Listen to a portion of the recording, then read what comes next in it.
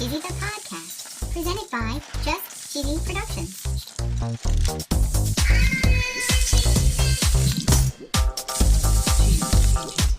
Hi there, I'm your host, Fondue. I'm Cheesy. In this week's episode, we're talking all about cottage cheese. Ooh. We're going to learn what cottage cheese is, how it's made, and how you can make it yourself at home. Whoa. We're going to be talking about toppings like fruit Yum. and tuna What? and mustard and ketchup. What? Why? And of course, we're going to tell a very cheesy joke. Yeah. Stay tuned for episode 88 on Just Cheesy, the podcast.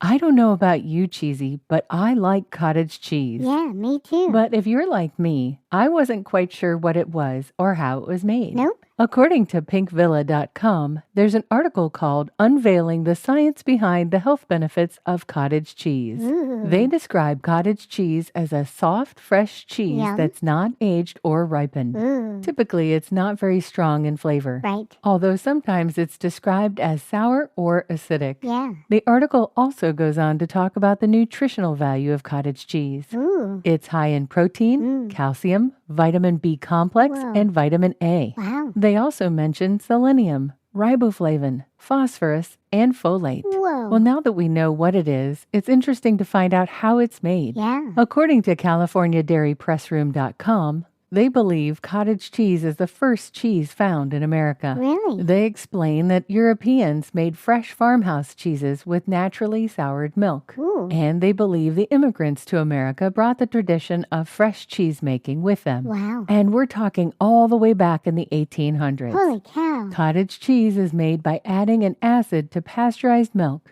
It causes separation of the milk solids from the whey. Like Little Miss Muffet eating her curds and whey. I don't think so, because cottage cheese is made by separating the curds from the whey. Okay. She was eating a bowl of curds and whey. Anyway, after the acid is added to pasteurized milk, the curd is formed. Oh. It's then cut into pieces, which allows the whey to drain from the solid curds. No way. It says the curds are further cooked and pressed gently to expel more whey. No way. They are then rinsed and salted. Ah. It says that in order to store cottage cheese, it's closed in a container in the refrigerator. Makes sense. Cottage cheese is stamped with a sell-by date. Okay. This date is how long a retail store can keep the product for sale on a shelf. Ooh. Of course, this should go without saying, Yeah. but if any mold forms on the top of your cottage cheese, Ew. or anywhere in your cottage cheese for that matter, you should discard it immediately. Yeah. And there are 4 types of cottage cheese. One is called creamed cottage cheese. Ooh. It contains at least 4% milk fat, comparable to whole milk. Ooh. Low-fat cottage cheese is made up of a half, 1.5, or 2% milk fat. Okay. Non-fat cottage cheese contains no more than half a gram of milk fat per serving. Right. And baker's cheese or farmer's cheese is a form of cottage cheese where most of the liquid has been pressed out of the cheese. Wow. Dairies that produce cottage cheese are not our sponsor. Nope. But when they are, the ad will go right here. Have you ever wanted to listen to the web? Yeah. Well, Newsly makes that possible. They do? They're an all-in-one audio super app for iOS and Android. Super app. You can listen to trending articles on the web on topics that you choose and get them read to you in a natural human voice. What kind of topics? Sports, Cheese? tech, business, science. Cheese? I'm sure there's even cheese. Yay! They even have an entire section for podcasts. Are we there? Of course we are. Ooh. It's one of my new favorite podcast apps. They even have digital radio. Holy cow. Just go to www.newsly.me to download it free. Whoa. Or use the link in the description. If you use the promo code CHEESY, that'll get you 1 month free premium subscription. Yay, Newsly. Now, back to the podcast. According to cheesemaking.com, you can make your own cottage cheese. Whoa. You would use 1 gallon of skim or 1% milk, Okay. 1 packet of mesophilic culture, and Okay. 8 to 10 drops of single-strength liquid rennet. Okay. This website includes the rest of the directions to make the cheese. Okay. You also have the ability to buy the rennet and the cultures. Woohoo. But if you're like me Yep. and you don't have cultures or rennet available easily, Nope. you can follow this next recipe And we've actually made this before on the show, but we've actually pressed the curds together and made a more solid farmer's cheese. Yeah, we did. According to housewifehowtos.com, you're going to take a gallon of whole milk, 3/4 of a cup of white vinegar, 1 teaspoon of salt, and you can optionally use 3 tablespoons of heavy cream. Okay. You heat the milk to 190 degrees Fahrenheit. Okay. You remove from the heat, you pour in the vinegar, and you stir. Sure. You cover and let rest for 30 minutes. Okay. The cheese starts to curdle and makes curds. You're going to spoon the solids from the pot into a lined colander. You're going to gather the cloth tightly together.